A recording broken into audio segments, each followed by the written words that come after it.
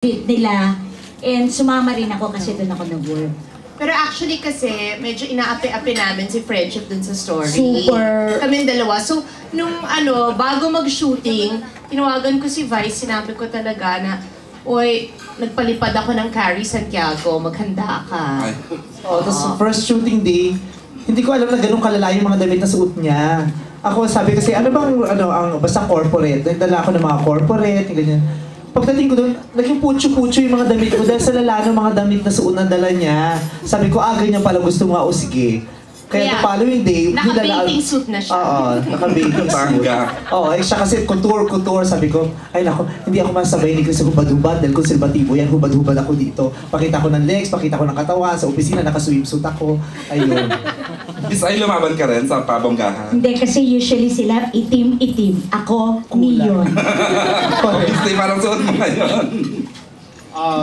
Kay Ay at saka kay Chris pa rin, wala ba kayong qualms about winning the best actress? Parang sa ngayon, paman, sinasabi na nilang walang tataob kay Ate Guy sa best actress. Ano ang ninyong punto rito, Revista? You, Friendship. Baka ikaw. Friendship. Sige po, kay Ate Guy na lang. Oo, okay lang. Okay lang naman po yun. Kaysa humama. I think we can Ayoko na pong lumaban kasi yung talaga naman pong pang-acting yung kanya, kay na lang po, kay Ate Guy na lang po. Kasi ako hindi naman talaga pang-actingan yung akin. Although, syempre, gagalingan ko pa rin umarte. Pero kung sa kanya ibibigay, okay lang po. Basta maraming kitain yung movie. Naman. No, kasi maybe you don't know the fact that 25% of the film, of the Pondo, comes from the three of us.